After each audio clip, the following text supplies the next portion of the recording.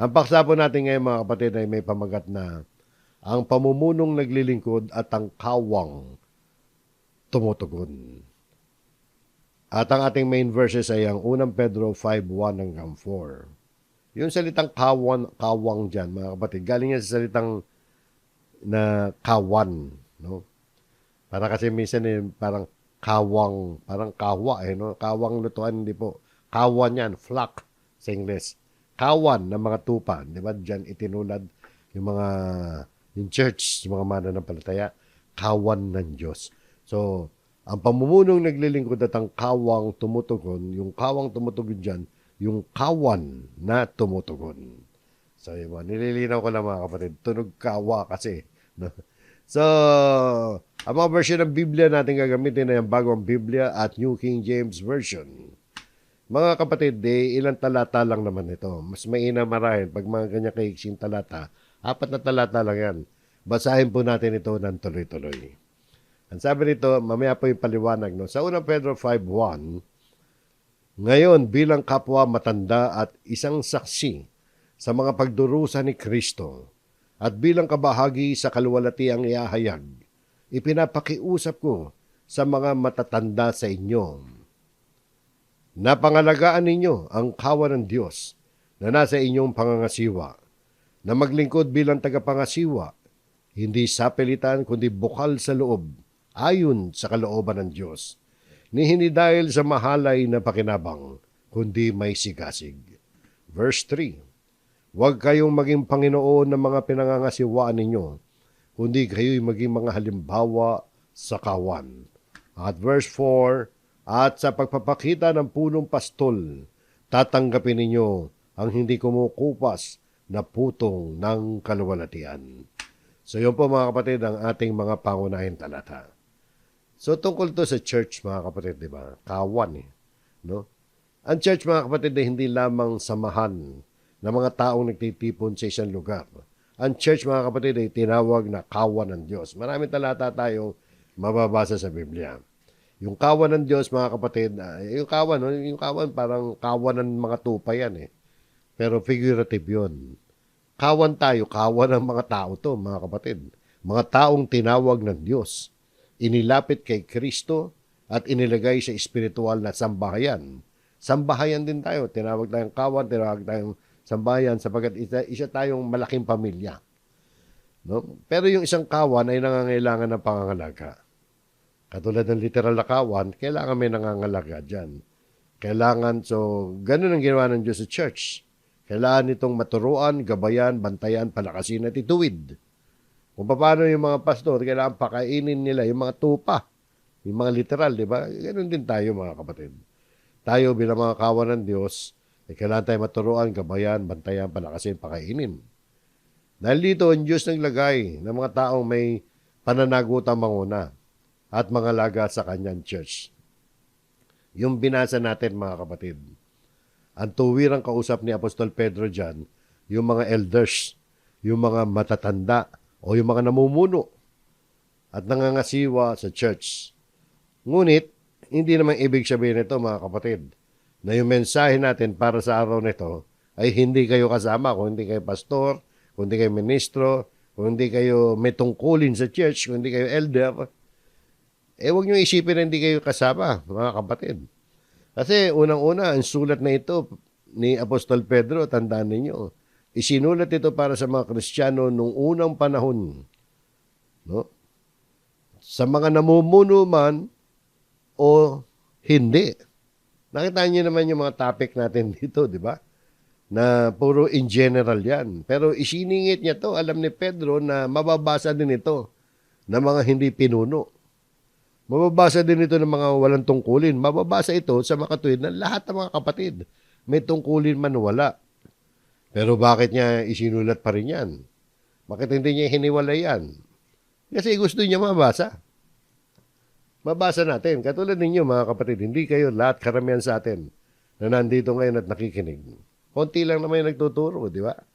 Konti lang naman ng mga elders kahit hindi nagtuturo. Konti lang naman ng mga leader sa church. Mas maraming member O hindi naman ibig sabihin hindi kayo kasama rito mga kapatid. No?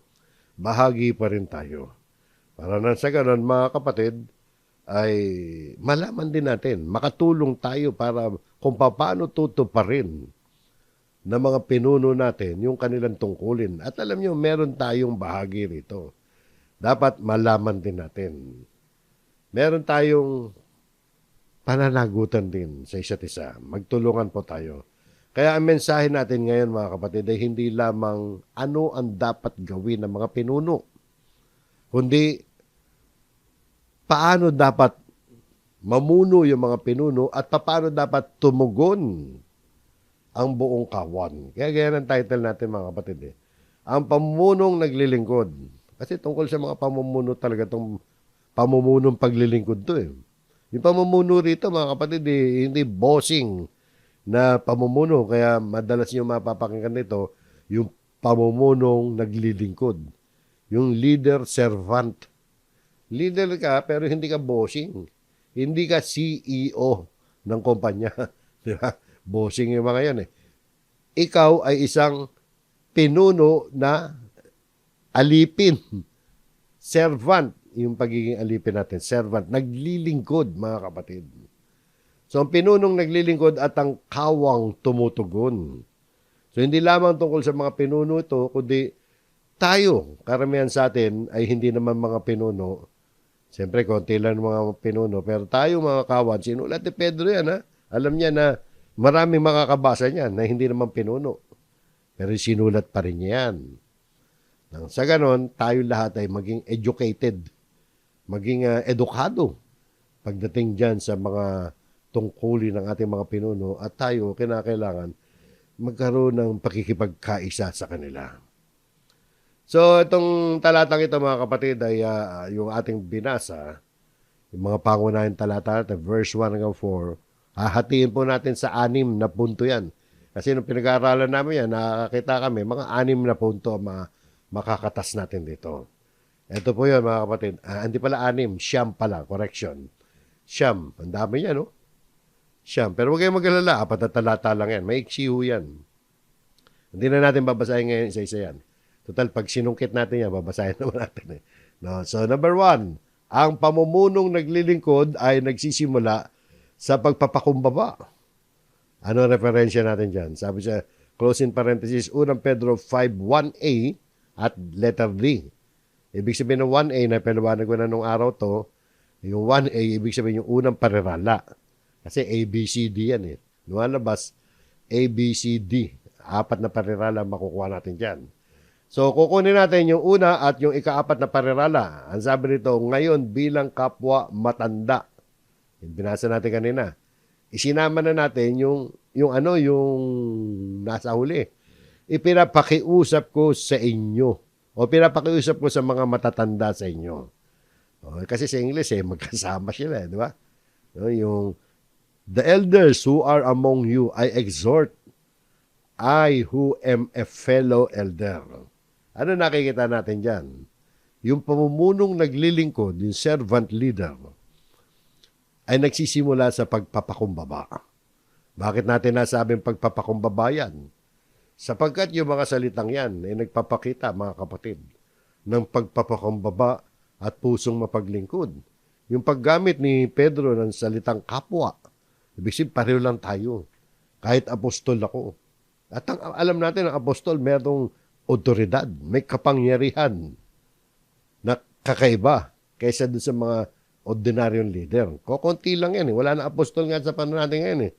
Hanggang 12 lang yan, 13, mga nakarecord sa Biblia na mga nababanggit na apostol. At tapos na po yung panahon ng apostol. At alam natin, mataas ang kategorya ng apostol. Pero dito pinapakita ni Pedro, mga kapatid, na kapwa lang tayo. Pareho lang tayong elder. Kaya nananawagan ako sa mga kapareho kong matanda. Parang ganyan, di ba? Ngayon, bilang kapwa matanda, pinapakiusap ko sa inyo o pinapakiusap ko sa mga matatanda sa inyo. O di ba pagpapakababa yan? Pinapakita niya na pare-parehas lang tayo. Na walang dapat na magmataas sa atin. Walang dapat maghari-harian dito. Di ba? Kaya nga napunto natin dito, ang pamumunong naglilingkod, nagsisimula sa pagpapakumbaba. So yung mga kapatid, di ba? So yung mga leader natin, dapat papaalalahanan natin kapag nagyayabang. Pag nagyayabang na. Kapag yung leader natin na nagmamataas na. No? Yung tinitingala na masyado sa lipunan ng kongregasyon.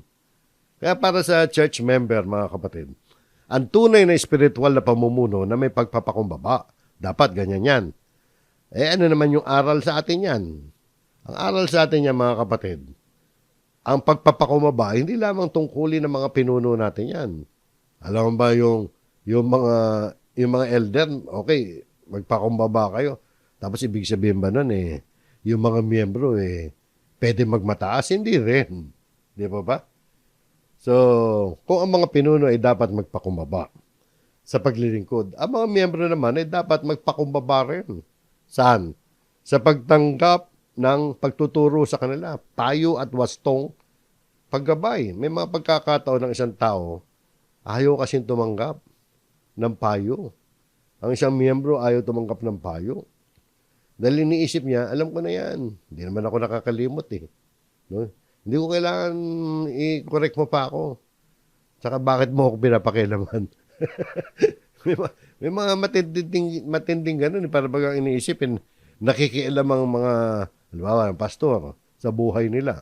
Hindi yun. Nagpapaalala lang yan. So, kung ang leader nagpapakumbaba, yung mga member rin dapat magpakumbaba. Magpakumbaba na handa silang tanggapin, tumanggap ng payo. So, yun po mga kapatid, ang unang punto natin. Ang susunod na punto po natin dito ay ang pamumunong naglilingkod ay nakatatag sa karanasan kay Kristo. Yan po sinasabi dyan sa ikalawang parirala ng unang talata rin. Nasabi dito, at isang saksi sa mga pagdurusa ni Kristo. Pinapakita ni Pedro na sabi niya kasi, ngayon bilang kapwa matanda, bilang kapwa matanda, sabi ni Pedro.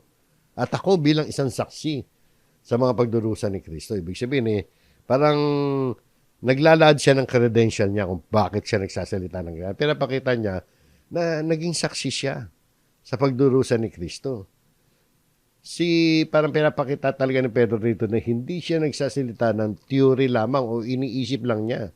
Siya isang saksi sa mga pagdurusa ni Kristo kasi nakasama niya mismo personally ang Panginoon sa Kristo Nakita niya yung paghihirap, pag-uusig, pagdurusa at kung paano si Kristo ay nagpakumbaba sa harap ng kanyang mga karanasang yan. Yung karanasan naman ni Pedro na naranasan niya, yung ganun kay Kristo ay nagpapakita sa atin ng mahalagang mensahe tungkol sa pamumuno. Bakit? Sapagkat ang namumunong Kristiyano hindi dapat nakabatay sa paghahanap ng karangalan. Ito ay nakabatay sa halimbawa ni Kristo. Si Kristo ay dumating upang paglingkuran o upang maglingkod pala sa atin. Hindi upang paglingkuran, di ba pa? Sabi ng Panginoon sa Kristo, hindi ako naparito para paglingkuran kundi upang maglingkod. At ihalay ang kanyang buhay para sa atin. So paglilingkod yun. So, ang isang pinuno dapat nauunawaan yan. Na ang Panginoon sa Kristo, naglingkod siya, nagdusa siya, siya man ay dapat maging handa sa pagdurusa. Kaya ang isang pinuno ng church, mga kapatid, ay hindi dapat magtanong lamang na, ano ba may bibigay ko? O may bibigay ninyo sa akin? Di ba? Ano ba pakinabang ko dyan? Kung ako'y magpapastol dyan? Kung ako'y magiging ministro dyan, ano ba pakinabang ko dyan? Hindi dapat ganon. Ang dapat na itanong natin, kung ikaw ay ministro o tagapagturo o anuman, leader ka man, kahit hindi ka tagapagturo, leader ka ng isang gawain sa church, ang dapat na itanong mo ay kung paano ka makapaglilingkod. Paano ka makatutulong sa pagpapalakas ng iba? Paano ka makatutulong sa paggabay sa katotohanan? Paano ka makatutulong para lumago sa pananampalataya yung iyong pinamumunuan? So, yun po mga kapatid. Yung paglilingkod, may kasamang sakripisyo yan. Pinapakita ni Apostol Pedro rito na nasaksiyan ni Pedro yung naging sakripisyo ng ating Panginoon sa Kristo. At siya nakasama ron. Kasama siya mga kaguluhan doon sa Jerusalem nung araw na inaresto ang ating Panginoon Kristo, natarantalad yung mga apostol noon, nagpulasan, at inusig sila ng mga tao. So yun po mga kapatid. So ano aral naman sa atin? Kayo mga kapatid, hindi kayo pinuno. Kung ang mga pinuno ay naglilingkod at nagsasakripisyo, hindi dapat baliwalain ng kawan yung kanilang paglilingkod. Nakita ninyo yung leader ninyo nagsasakripisyo. Huwag niyong baliwalain naman yun. Yung mga membro dapat makipagtulungan. Hindi dapat iasa sa ilang tao ang lahat ng gawain sa church. Ang church ay hindi isang lugar kung saan iilang tao lamang ang kumikilos at ang iba ay nanunood lamang. Huwag kayong maging observer lamang sa church, mga kapatid. Ang bawat miyembro may bahagi.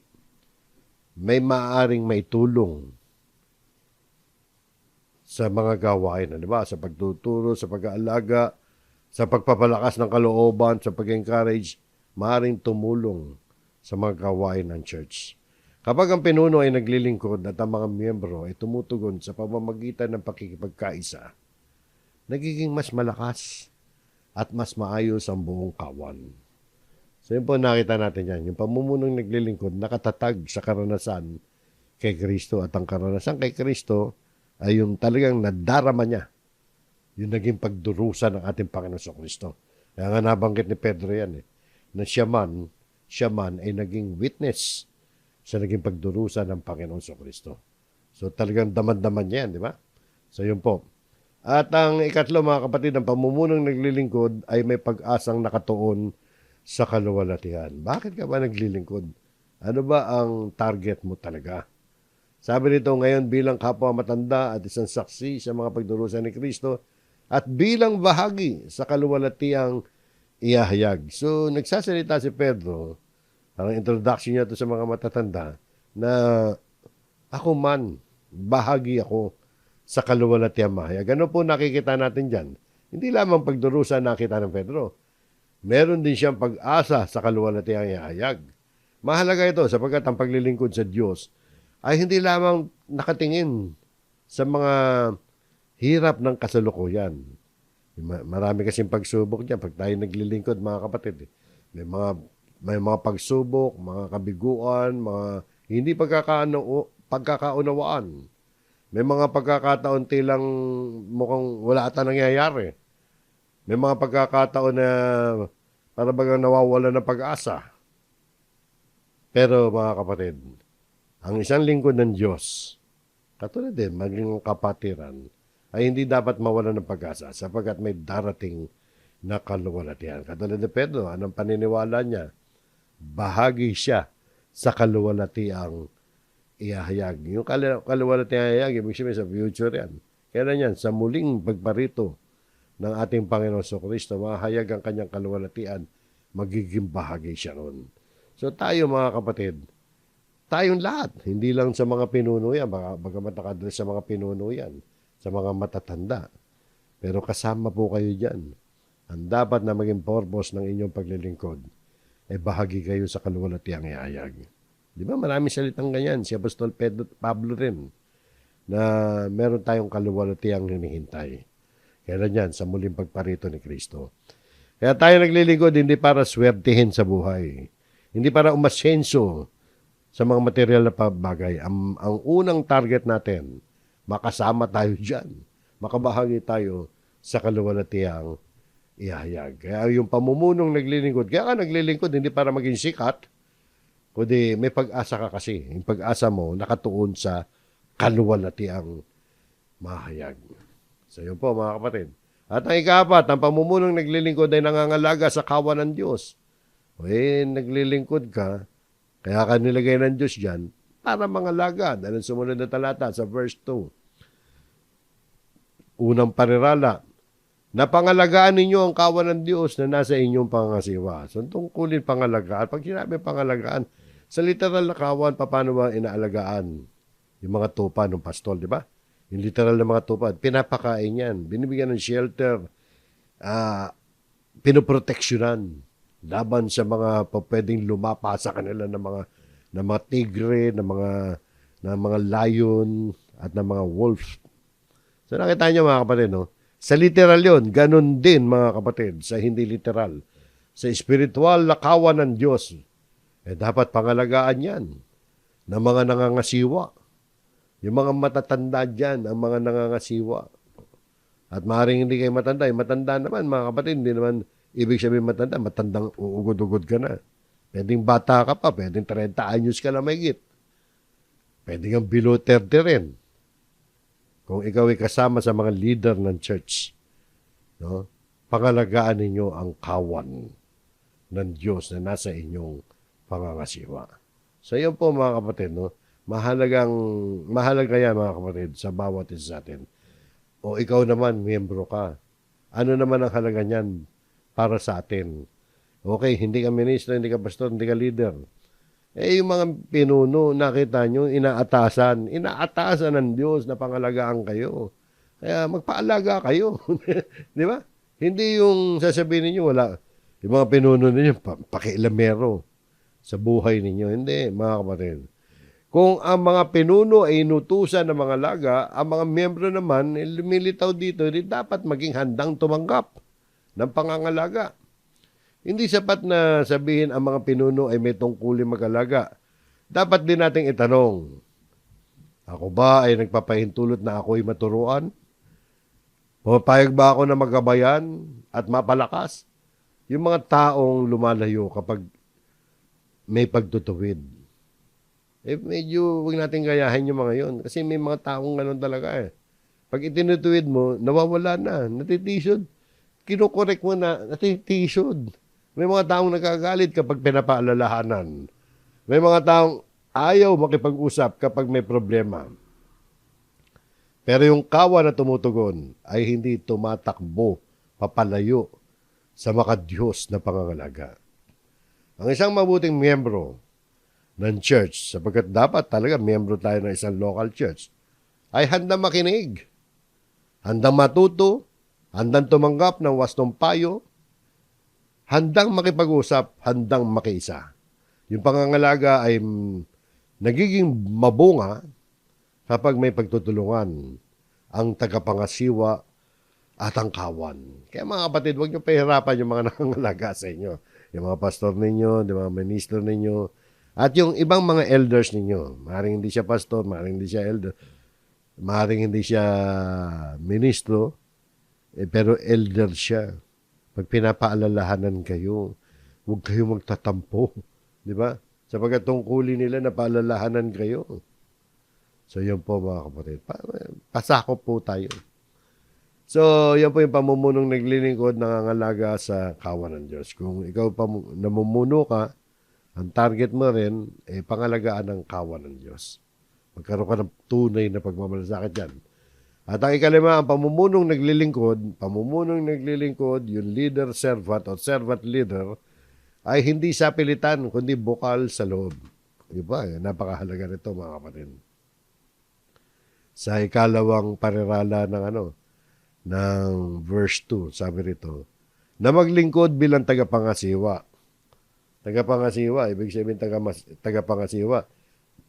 Hindi ikaw ang may-ari ng kawan. Ang may-ari niyan, ang Panginoon Kristo at ang Diyos. Tagapangasiwa ka lang. Di ba? Overseers ka lang. Hindi kayo owner. Di ba? So, na maglingkod bilang tagapangasiwa, hindi sa pilitan. So, walang pilitan to. Hindi ikaw napipilitan at pati yung miyembro mo ay hindi mo pinipilit. Di ba? Hindi sa pilitan, kundi bukal sa loob ayon sa kalooban ng Diyos. O lalo na ikaw, yung mga leader. Dapat ang paglilingkod mo, hindi napipilitan ka lang. Bukal sa iyong kalooban yan at sinisiguro mo na ayon yan sa kalooban ng Diyos. Ano ibig sabihin ng ayon sa kalooban ng Diyos? Dapat talaga kinukonsulta mo ang Biblia. Yung paglilingkod ay hindi lamang ayon sa sariling paraan. Hindi sapat na sasabihin na ito ang gusto ko, sasabihin ng leader, ito ang gusto kong gawin. Ang mahalagang itanong ng leader sa kanyang sarili, ito ba ang kalooban ng Diyos? Ito ba ay ayon sa salita ng Diyos? Ito ba ay makakabuti sa kawan? At kayo din, mga kapatid, na hindi kayo leader, bantayan ninyo, yung leader ninyo. Baka kumikilos na yan na Mukhang sapilitan na to at hindi na ayon sa kalooban ng Diyos yan. Baka yung leader ninyo, ganon. At tayo rin, applicable din yan. Kung hindi ka leader, di ba, applicable din yan eh. Dapat naglilingkod ka na ayon din sa kalooban ng Diyos. Ako ba ay naglilingkod ng bukal sa puso ko? O ikaw, miyembro ka, okay. Di ba lahat tayo naglilingkod? Nagkataon lang, pinag-uusapan natin ang leader dito. So nakakuha din tayo ng aral dito para sa atin eh. Yung utos na yan, hindi lang para sa mga leader. Di ba? Common sense naman yan. Nababasa din naman natin sa ibang mga talata na ang paglilingkod ng lahat ng mga Kristiyano, leader ka man o hindi, dapat bukal sa loob at ayon sa kalooban ng Diyos. Kaya kayo mga kapatid, na hindi mga leader ng church, hindi kayo mga elders, karamihan nga sa atin hindi ganun. Huwag natin titingnan yung mga pinuno lang may ganun. Tayo man mga kapatid, bawat mananampalataya, naglilingkod dapat. Paano tayo naglilingkod? Nagrereklamo ba tayo? Napipilitan lang ba tayo? Lagi ba nating iniisip na mabigat ang anumang pinapagawa? O naglilingkod tayo na may kagalakan dahil ito ay para sa Diyos? Dapat ganun mga kapatid. Ang isang malusog na church ay hindi binubuo lamang ng mga pinunong handang maglingkod, kundi ito'y binubuo rin ng mga miyembrong handang makiisa. So yun po mga kapatid. So, ang ganda, di ba? So, hindi lang para sa mga ministro ito. Hindi lang para sa mga pastor at mga elders. Para po sa atin lahat ito. Number 6, mga kapatid. Ang pamumunong naglilingkod, servant leader, ay nakatuon, hindi nakatuon sa mahalay na pakinabang. Ay, pag sinabing mahalay na pakinabang, di ba? Yan yung dishonest gain. So, hindi dahil sa mahalay na pakinabang, kundi may sigasig. Ano ba yung mahalay na pakinabang? Kaya ka ba naglilingkod? Dahil gusto mo maging sikat ka lang? Maging sikat. Maging sikat ka o magkaroon ka ng pakinabang na kapangyarihan o impluensya. Kung ikaw ay leader, di ba? Gusto mo ba, kaya ka ba naglilingkod? Dahil gusto mong yumaman? Marami yung yumaman sa reliyon eh. Talagang nung yumaman, sobra yaman. Sobra yaman eh. Talagang luxurious ang pamumuhay. Mga kapatid, bukod sa pagyaman yan, yung kakibat niyan, yung kapangyarihan, di ba? Autoridad. Di ganun. Yan yung mga mahalay na pakinabang. Kaya tayo naglilingkod dahil mahal natin ang Diyos, na-appreciate natin, tumatanaw tayo ng utang na loob sa Panginoon at nais nating maglingkod sa Kanya. O para sa kongregasyon, di ba? Para hindi dahil sa mahalay na pakinabang, kundi may sigasig. Ibig sabihin, aktibo ka, sigasig ka, talagang bukal sa puso mo. Yan ba'y para sa mga pastor lamang at sa mga ministro? Hindi po, para sa atin lahat din yan. Bagamat leader nga, tinutukoy dito. Kung yung mga leader ganun, dapat ganun din tayong lahat. Dapat ang paglilingkod natin. Alam mo ba yung mga miyembro, pwede maglingkod na ang reason nila, mahalay na pakinabang? Hindi pwede, di ba? Pag sinabing mahalay, masama yan. Dishonest nga eh. Hindi tapat. Yung mga leader lang ba dapat na maging masigasig? Hindi. Tayo man. Mga kapatid, dapat nating suriin. Lahat tayo ang ating motibo. Bakit tayo naglilingkod? Para ba mapansin lang? Para ba purihin? Para ba masabing tayo ay mahalaga? O dahil mahal natin ang Diyos? At nais nating makatulong sa Kanyang gawain. Ang Diyos ay hindi lamang tumitingin sa ating ginagawa, mga kapatid. Tinitingnan din niya ang dahilan kung bakit natin ito ginagawa. Alam ng Diyos ang motibo natin. So yun po mga kapatid, ang pamumunong naglilingkod ay hindi nakatuon sa mahalay na pakinabang. So suriin natin ang mga motibo natin. Ikapito, ang pamumunong naglilingkod ay hindi nagahari, kundi nagiging halimbawa. Ay hindi nagahari yung sinasabi ko kanina na pag ikaw ay leader, matanda ka, hindi ka CEO. Hindi kayong manager sa negosyo o sa korporasyon, presidente ng kumpanya na walang pwedeng tumutol sa'yo. Gusto mo bossing? Hindi tayo bossing. Sabi nga rito, huwag kayong maging Panginoon ng mga pinangangasiwaan ninyo, kundi kayo maging mga halimbawa sa kawan. Huwag maging Panginoon, di ba? Ang pinuno may pananagutan at tungkulin ng manguna. Ngunit hindi ibig sabihin nito, maaari na niyan tratuhin ng mga miyembro na para bagang mga alipin niya. Hindi po ganon. O kaya sariling pag-aari. Hindi siya dapat mapang-api. Hindi siya dapat maging mapagmataas. Hindi ka dapat mayabang. Sa madaling salita. Hindi siya dapat gumamit ng pananakot para makontrol niya yung mga tao. Hindi ko ganyan, mga kapatid. Pero may mga religious leader na gano'n. Akala mo, kung kumilos, akala mo, kulang na lang, sambahin eh. Bossing na bossing ang dating eh. So, hindi siya dapat maghari ayon sa kanyang sariling kagustuhan. Sa halip, ang sabi nga rito, kayo'y maging mga halimbawa sa kawan. Yan po mga kapatid. Mahalagang prinsipyo yan. Na ang makadiyos na pamumuno ay hindi lamang nagsasabi ng kung ano ang dapat gawin. Ipinapakita niya rin kung paano ito gagawin. Diba? Ibig sabihin yung preaching niya. Parang preacher eh. May preacher, nagpipreach ka ng sermon, pagkatapos mong magbigay ng katotohanan, nagbibigay ka ng example.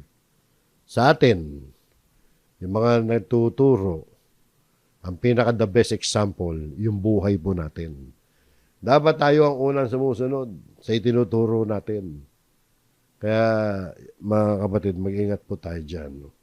Ngayon, para sa isang kongregasyon, kayo naman, na hindi naman kayo ministro, hindi naman kayo pastor.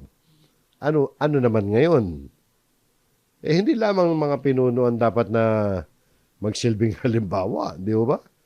Ang bawat miyembro ay maaari ring maging halimbawa sa iba. Yung mga magulang, halimbawa, mga magulang, hindi ka ministro, parent ka, halimbawa. Yung mga matatanda, mga example kayo sa pamilya ninyo. Yung matatagal ng mananampalataya, halimbawa sa mga bagong kapatid. Ang bawat isa sa atin, merong taglay na impluensya. Ika nga, somehow, meron tayong impluensya sa iba. Kaya ang tanong, anong uri ng halimbawa nakikita ng iba sa aking buhay? Kasi yung talatang yan, bagamat inaddress yan sa mga matatanda, kasama rin po tayo. Okay, hindi tayo nangangasiwa, pero kailangan tayo maging halimbawa sa iba, di ba? Hindi ba sabi ng Panginoon Kristo, magliwanag ang inyong ilaw sa harap ng mga tao. Para pag nakita nila yung mabubuti ninyong gawa, sabi ng Panginoon, sila man luwalhatiin nila ang Ama, ang inyong Ama na nasa langit. Sa iyo mga kapatid, no? Kapag ang pinuno ay mabubuting halimbawa ang nakikita sa kanyang buhay, yung mga miyembro, mga kapatid, tumutugon sa pamamagitan ng pagsasabuhay ng salita ng Diyos. Kapag ganyan ang sitwasyon sa church po natin, nagiging malakas ang patotoo yung testimony natin sa mga kapitbahay po natin, di ba? So yun po. Yung pamumunong naglilingkod ay hindi naghahari kundi nagiging halimbawa. At ang ikawalo, mga kapatid, ay ang pamumunong naglilingkod ay may pananagutan sa punong pastol.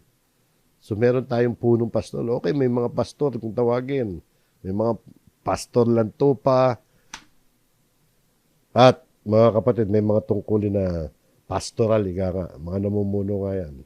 Pero meron tayong punong pastol. Yan ang punto na nais po natin ipakita rito.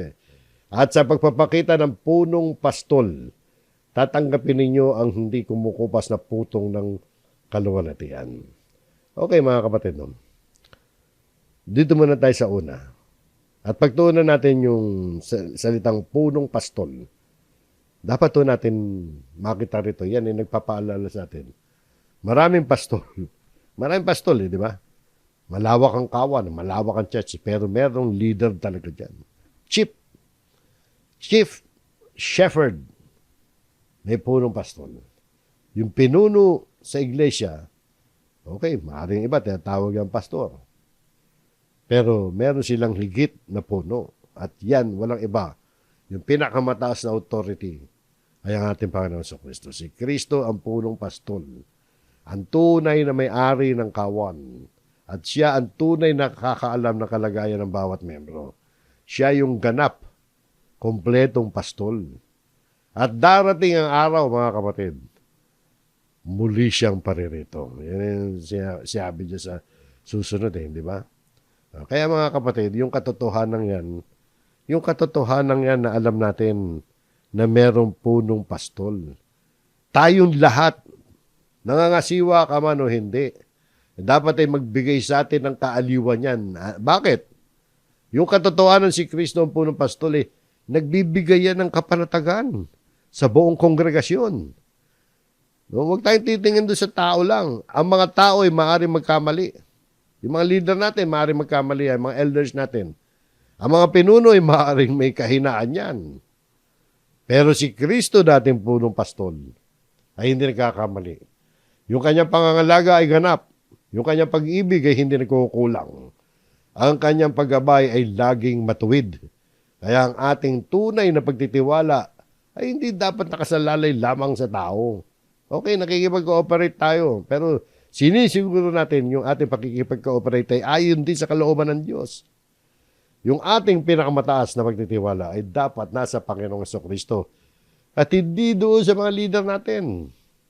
Yung iba, panatiko doon sa leader Lalo sa mga founder. Panatiko doon sa founder ng sekta. Wag mo ganon. Pero dapat tayo makipag-cooperate. Pero tingnan natin, ayon ba sa kalooban ng Diyos yan? Kung ayon sa kalooban ng Diyos, yung paglilingkod ng ating pastol, o yung kung sino man na namumuno sa ating local church, kung ayon sa kalooban ng Diyos yan, no, tungkulin ng lahat ng mga miyembro na sumunod. Pero kung hindi ayon sa kalooban ng Diyos, paalalahan na natin yung ating leader. O kapatid na leader, mukhang lumilihis tayo. So nakita nyo, no? Kasi ang pamumuno, yung pamumunong naglilingkod, may pananagutan sa punong pastol. So yun po mga kapatid. So magandang ang katotohanan na malaman natin lahat yan. At ang huli mga kapatid, sa ating huling talataan to actually, no? At ang huling parirala natin, itong ang tunay na gantimpala ay hindi kumukupas. Alam natin po lahat yan. Ang sabi kanina, at sa pagpapakita ng punong pastol, tatanggapin ninyo ang hindi kumukupas na putong ng kaluwalhatian. So may gantimpala ang tapat sa paglilingkod. Ito hindi lang naman applicable to, mga kapatid, sa mga ministro o sa mga leader natin o sa mga elders natin. Para sa atin din lahat yan, di ba? Kasi lumalabas nga yung mga aral na binigay rito para sa lahat din yan Pangunahin lang talaga na dapat sumunod sa mga aral ay yung mga elders. Kaya in-address ni Pedro yung mga elders, baka mamaya turo tayo ng turo, no? Nangunguna tayo sa church, no? Tapos hindi pala tayo sumusunod. Parang ganun lang yan mga kapatid. Pero para sa atin yan, di ba? Tatanggapin ninyo ang hindi kumukupas na putong ng kaluwalhatian. Di ba? Lahat naman tayo tatanggap ng ganyan. Kaya mga kapatid, huwag tayong panghinaan ng loob. Lalo na yung mga pinuno kapag may mga problema. Maaaring nakikita ng lahat na mukhang may problema pero nakikita ng mga naman ng Panginoon kung ano ang tunay nating kalagayan. Kaya maging tayo, maingat mga kapatid. Hindi lang yung mga leader kundi pati yung mga miyembro. Huwag din tayong gumawa ng masama. Yung mga leader inutusan na gumawa ng mabuti. Natural, yung mga miyembro dapat gumawa rin ng mabuti. Huwag tayong maging mga miyembro, huwag tayong maging tagapanood lamang, huwag tayong observer. Makilahok tayo sa gawain. Magmahalan tayo, magpalakasan tayo. At sama-sama tayo maghintay sa pagpapakita ng punong pastol. So yun po mga kapatid, no? Yung katotohanan yan dapat para sa atin din lahat yan. Yung tunay na gantimpala, natatanggapin natin sa Panginoon, walang kupas yan. No, hindi kumukupas ng kaluwalhatian. So yun po mga kapatid, yung ang daming punto, no? 4 na talata lang. Kasi pinunto-punto natin halos bawat parirala. Ngayon, bilang paalala sa atin, mga kapatid, ang mensahe sa atin ang lesson na ito sa buong kapatiran, unang-una sa mga pinuno, sabi rito, reminder lang to, mamuno na may pagpapakumbaba. Hindi lang sa mga pastor to, no? Ministro, pati sa mga iba't ibang leader ng mga gawain, children's ministry, music ministry, etc. Mamuno kung ano man ang pinamumunuan ninyo sa local church. Mamuno na may pagpapakumbaba. Huwag maging mayabang. Pangalagaan ang kawan ng Diyos. Tandaan ninyo, ang pamumunong naglilingkod. Servant leader yan. Leader ka nga, kailang servant ka. Kaya pangalagaan ang kawan ng Diyos. Maglingkod ng bukal sa puso. Maglingkod ayon sa kalooban ng Diyos. Huwag magangad ng mahalay na pakinabang. Maglingkod na may sigasig. Huwag maghari. Huwag yung maging bossing. Sa mga pinangangasiwaan, maging mabuting halimbawa sa kawan. So huwag kayong bossing, ha. Hindi lang sa mga ministro, mga sa music ministry, maigpit yan. Pero huwag naman kayong bossing. Di ba? O, ito. Number 2. So para sa manumumuno yan. Para naman sa lahat. Kung ikaw naman ang pinamumunuan, ang buong kongregasyon ay tinatawag na maging handang maturuan. Handa naman dapat kayo. At tanggapin ang makadiyos na pangangalaga. Kung makadiyos naman ang inyong leader, tanggapin niyo yan. Makipagtulungan sa gawain, ipanalangin ang mga namumuno. Kailangan ng prayers na mga kapatid para sa mga namumuno na sila'y gabayan ng Diyos. Maging mabuting halimbawa rin sa iba. Lahat naman tayo dapat maging mabuting halimbawa.